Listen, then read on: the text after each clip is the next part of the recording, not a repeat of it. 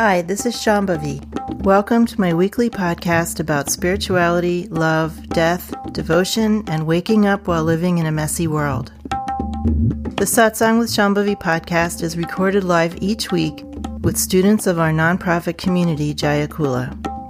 For more information and to find out about attending a satsang, visit jayakula.org. Thanks for listening.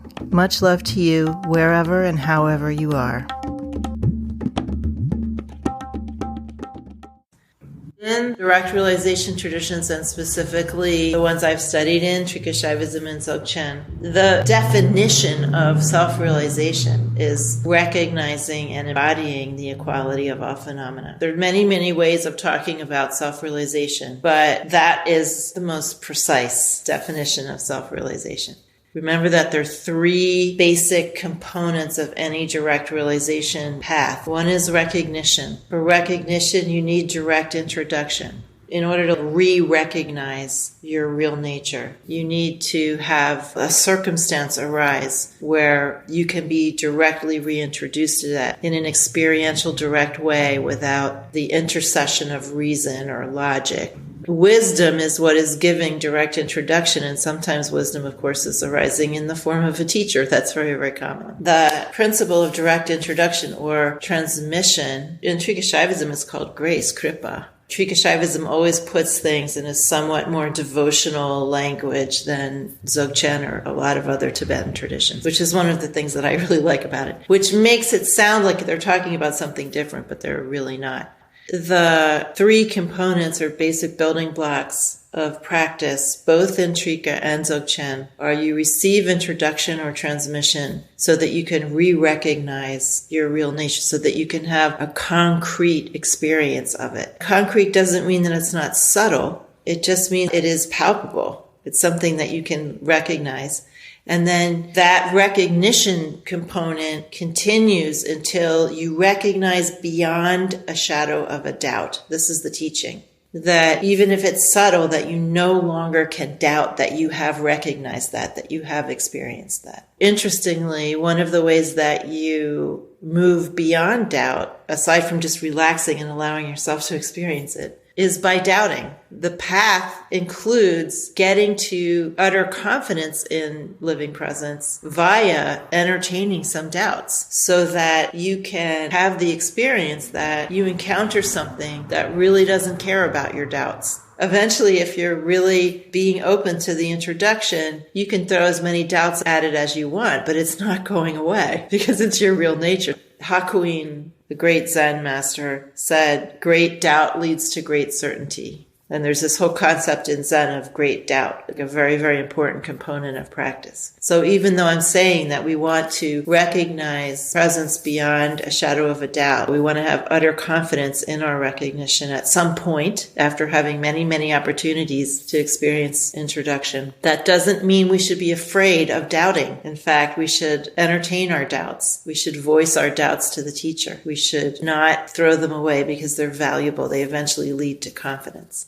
Once we have recognized, then we continue and we practice so that we can have a more continuous experience of that direct perception of the self. It's really a perception that involves all of the senses. It's a whole person experience. It's not just a visual or brain. It's not intellectual at all. While we're continuing to relax in our real nature and having that experience slowly over time become more continuous, we are also integrating that with our everyday lives. Notice that at the end of every morning practice, we talk about integration and how can you begin to integrate whatever it is that you've experienced. This is the essence of the practical aspect of what we're doing, that we're not trying to just have one-off experiences, great wow experiences of some sort that we can put on our spiritual resume. We actually want to be resting in our real nature with recognition, embodying that all the time, 24/7, eventually even in our sleep. So we begin to practice integration, which is the third component, almost from the very beginning. And that is also a hallmark of direct realization practice, that we're not going linearly You can think of it more as like horizontal planes or levels where we're doing all three at the same time. So you keep getting introduction every time you show up, and you continually are trying to recognize and remain in that, and you're doing integrated practice at the same time. These are not linear, although you can't really integrate until you've recognized. What would you integrate? You have nothing to integrate.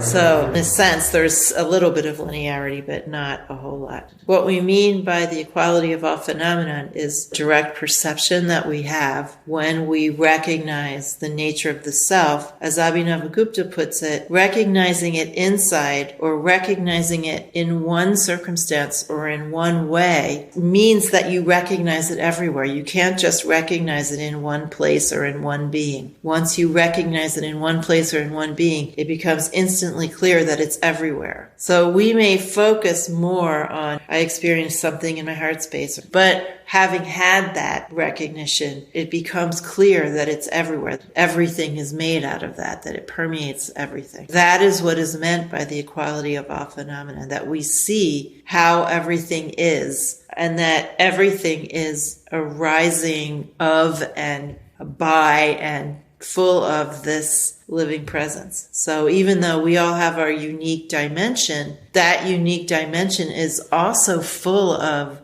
as Abhinavagupta said, the glory and the glamour of God consciousness. The glamour part is the magical display of all these unique arisings. So your unique dimension is an aspect of that God consciousness, that living presence. Every single thing that you are expressing or showing up as is that glamour and glory of God consciousness. There's nothing else here. So even though we all have this totally unique dimension, even that dimension is made of wisdom. It's made of that aware, alive wisdom. So everything is made of the same thing. It's not a thing, but everything has complete equality on that level, on every level, really. We relate to circumstances differently. I'm not going to go to a car repair shop and drink transmission fluid the way that I would drink tea in a cafe. Those are different circumstances.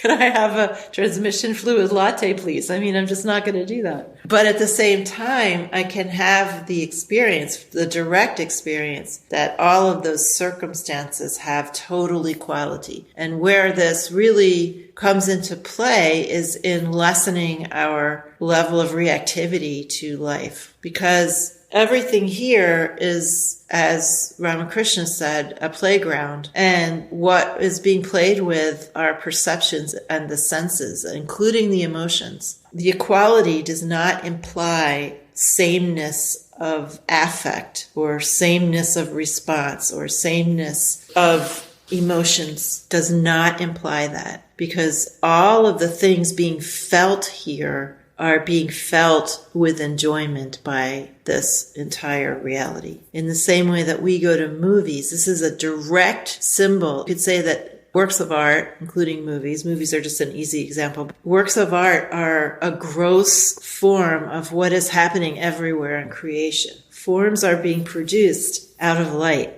Experiences are being produced, emotions are being produced, sensations are being produced, and they're all enjoyable when we have a more enlightened perspective. Of course, they're not all enjoyable now because we still are experiencing separation. When we go to the movies, we are very much like God in the sense that we see horrible things and we enjoy them. I just watched a bit of The Boys. It's about corrupt superheroes. It's quite clever, but it's very gory. So even though it's kind of a fun satire on superheroes, you could never have your kid watch it. Many, many times per episode, people's heads getting blown off and just splattering their brains in blood against the wall behind them, and people getting their chests punched in and their hearts ripped out and their limbs ripped off. And the camera just goes up really close to these gaping holes in people's bodies and severed, ragged edges of their ripped out arm sockets. And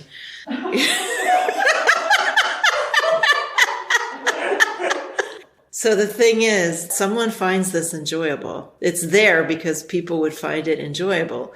And yet, of course, when we're in our real lives, we don't find any of that enjoyable. I mean, we'd be absolutely horrified. My point is that there's nothing here but light and awareness and wisdom. If we think of the arts, they're made of intelligence and light and color. The same with everything here. And in fact, Abhinavagupta calls God the artist. And he's called a magician in the Tibetan traditions. Not he, but this reality is referred to as magical. And Lord Shiva in the Trika tradition is referred to also as a magician. There isn't really much difference between what's going on here and the movies, except that this is God's movie. This is where God comes to experience brains splattering against the wall, but lots of other things too. But everything that's happening is the same subjectivity, so nothing is really happening.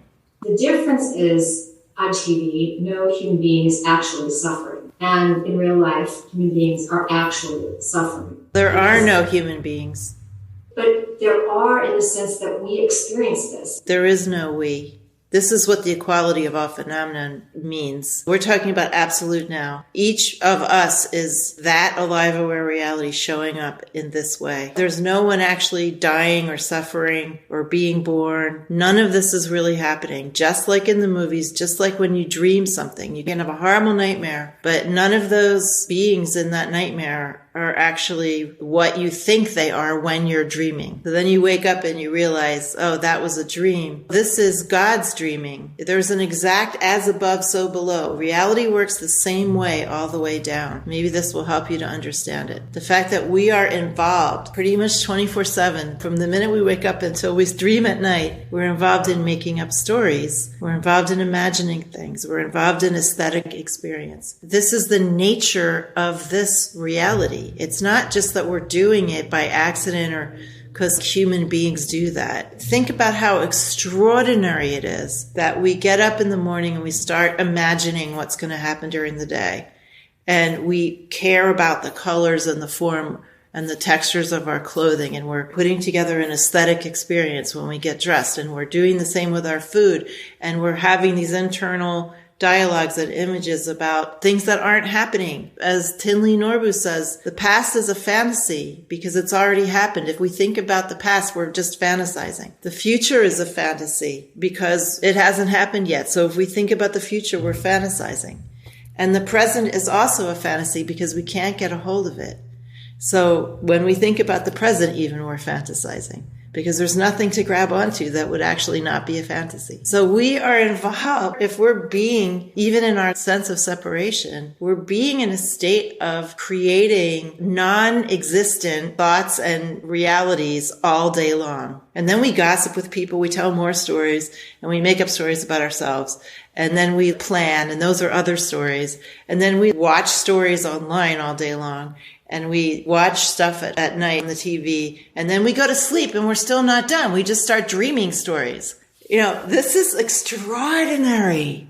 If you denaturalize it, if you step back from it for a minute, it's like, whoa, we think we're these serious beings. So serious, doing important things. But 24/7, we're in a state of fantasy. And we're enjoying it, and we're being creators in our own little way. So of course it's compulsive, and this alive aware reality is not compulsive. But what we're doing is reflecting the nature of the enlightened self. But we're doing it in ways that have a unique dimension that involves some limitation. This is what Lakshmanju called the bitter medicine. We don't want to know this. We want our lives to be very important. We want to care about everything instead of just have natural compassion manifest. This isn't something you can really understand with your intellect. You have to experience it in the morning when we do practice. Just see if you can relax at the end and what can you experience.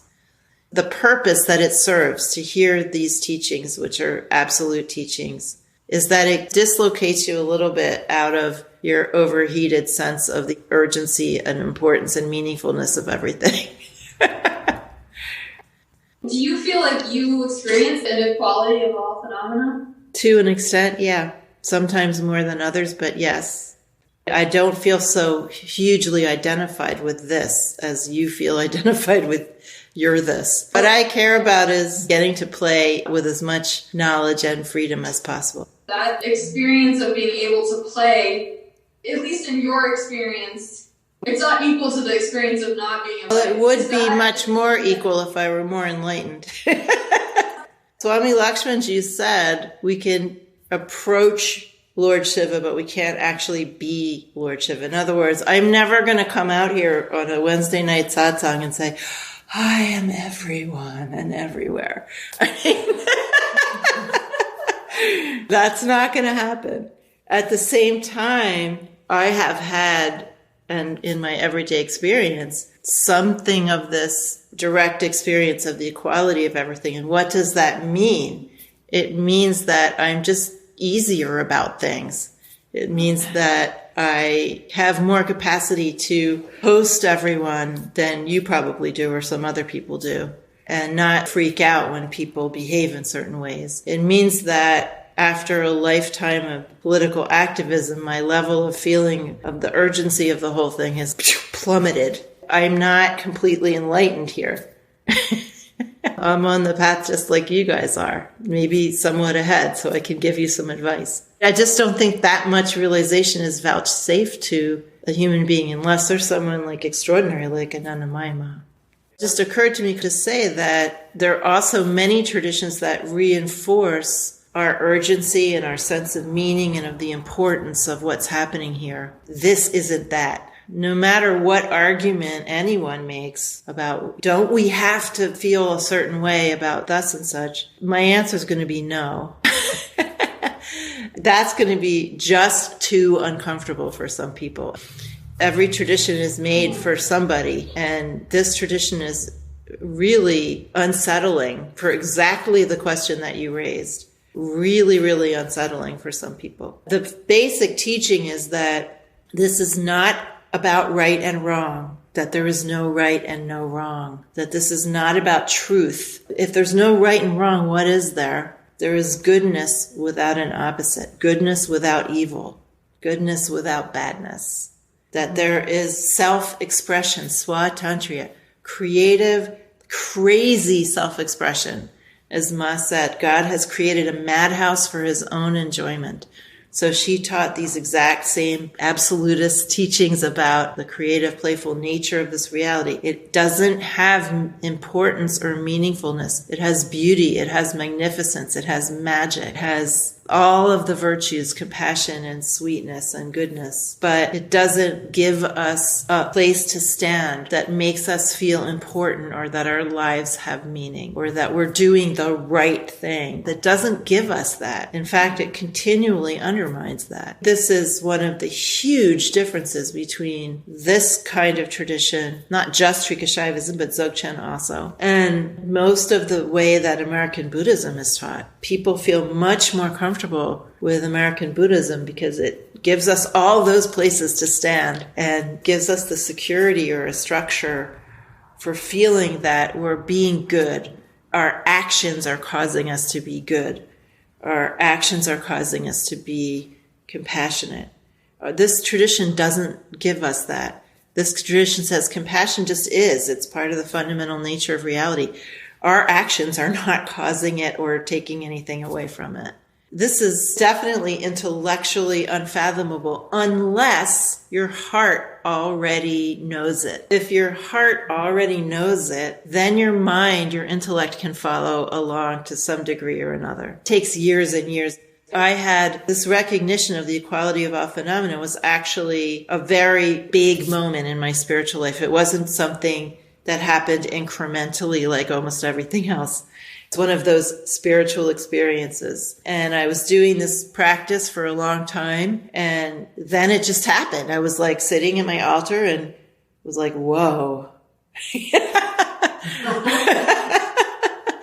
And I just had this very direct, all over total experience of that. And of course, I still have some scars. I still have karma. So there's other things tugging at me. I have other attachments that make it less than a full realization. But what I'm saying is the reason why I feel comfortable in this tradition is because it spoke to my heart from minute one. And even though just like you, I didn't understand 90% of it, my heart knew something. I would ask you to just look to your heart, and then if your heart's just like, no way. That's good information, right? And you should have confidence in yourself. So one of the things that we can always look toward is that the teachers we most admire in these traditions, are they less loving and more mean and cruel and uncaring after their many, many decades and perhaps lifetimes of practice? Despite having this horrendous view that all things are equal at the level, what is their actual bhav? What is their actual activity in the world? They are more kind, more loving, more compassionate, more caring, more caretaking. Why is that? That's weird. There's something in it that despite the fact that I profess this horrible view, yet I'm still the way that I am, more loving than I was before I started this practice. Could you say a little bit more about something you mentioned a minute ago that Dinley Norbu said, where past is fantasy and future is fantasy, the present being fantasy? Well, the present itself is a fantasy construct. It's like a point in time that you can never really grasp because linear time is always on the move. Present is not presence. Presence is not linear. It's like an all-encompassing volume of everything. But if we're trying to think of linear time, past, present, future, where is that present? The minute we start thinking about it, whatever we're thinking about is already a fantasy because it's already gone. There is really no present. It's like an imaginary point on a line, but it's in constant motion, so it can't ever be captured. One question I've had kind of like knocking around my head, which is about thoughts. What are they? What are they doing? Well, I love that you're asking this question. There are certain things that people talk about, especially in Buddhist communities or more traditional Hindu communities, where everyone's like talking about these things like thoughts, like they know what they are. And, thoughts bad, get rid of them, But nobody ever stops to ask, well, what is a thought really? And what are they really doing? And it's the same thing with emptiness. Some teacher says something about emptiness and everyone goes, oh yeah, emptiness, good. Mm-hmm. We should ask the same thing about all of these foundational concepts. What are they really? Thoughts are, first of all, a phenomenon being produced by this alive, aware reality. So thoughts are, in that sense, as a phenomenon being produced, are no different from bodies or airplanes or circumstances that arise and subside. So they're an aspect of the display of impermanence with total equality to everything else. And this is why we say, unmind the mind. Don't worry about your thoughts. It's the same thing we would say, don't stop doing your sadhana just because a cow walked in front of you. Thoughts are the same. The cow's going to wander around, do something, and then wander off, right? Thoughts are just phenomena, just like that. They're made of the same awareness and energy that everything else is made of. Obviously, thoughts are more subtle on some level. They're more of a subtle experience than this microphone, for instance. But they obviously have tremendous power because they can rule our whole lives and make us feel a lot of things and affect our body, energy, and mind. So despite being subtle, they're little powerhouses. Thoughts and emotions are not very different. Most of the thoughts that we have, they're actually indistinguishable from emotions. There might be some thoughts that are more purely analytic, somehow not quite so bound up with our emotions, but most of the thoughts, we're experiencing them also energetically because we're experiencing them along with emotions. You could think of them as bodies. Every phenomenon is an aspect of the body of God. So just deities and people and animals and plants and worlds and thoughts and emotions and colors and circumstances, these are all being produced within this infinite subjectivity. So they're part of it's, in a sense, its body. But they're really not different from other phenomena. There's nothing unique about them in an ontological sense. They have much less appearance of independence, of course, than beings. They're much more simple. Although, in my encounter with hungry ghosts, noticing that they're basically one thought beings. They have some sort of appearance of what we would call a body, but they basically only have one compulsive thought. He left me and he didn't say goodbye. And they just keep repeating that over and over again. I would say that a thought could produce a body, which would be a slightly less subtle phenomenon. A ghost is more ethereal than we are, but it's being produced by this thought that won't go away. This emotion, well, it's not really just a thought, but it's like an emotional thought. And thoughts produce actions, which produce other things eventually too. Think of it not as them producing things, but being in a cascade. So they're expressing something. They're expressing some dimension of whatever this person is. And so the thought is sitting behind the action, is in the more subtle part of the cascade before you get to some physical action. I don't want to think about thoughts propelling things or making things happen. They're just like vehicles in a cascade toward something that appears to be more manifest. Like if I have continual worrying thoughts and then I also get a stomach ulcer, well, stomach ulcers are produced by bacteria, but some stomach problem from worrying a lot. The stomach is a kind of a very gross manifestation. But behind the thought is other more subtle karma, and behind that is Paramashiva. If everything is happening within one subjectivity, what is the need for call and response?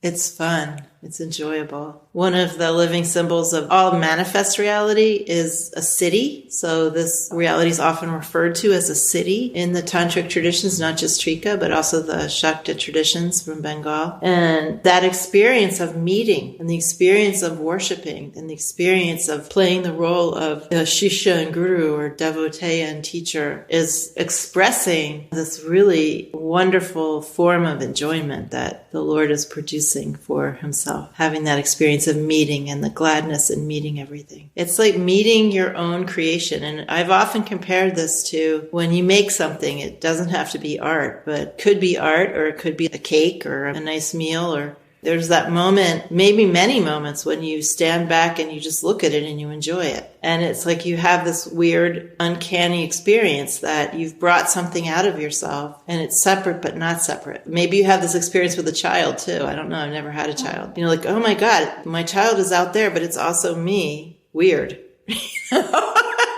It's like made of my body, right? But out there. And how pleasurable that is, how enjoyable that is. Reality has very simple principles, and it works the same way everywhere. So everything that we're experiencing has an enlightened corollary. The beautiful thing about that is we can find the understanding of God through our everyday lives, because it's all here, just in a somewhat more reduced form. I would say I'd be the world's lousiest house painter, because as I'm doing the roller on the wall, I just get fascinated with the flow and the texture of the paint. And then I literally stop rolling every 2 minutes just to step back and look at it and feel good about it. I would be like the most inefficient house painter.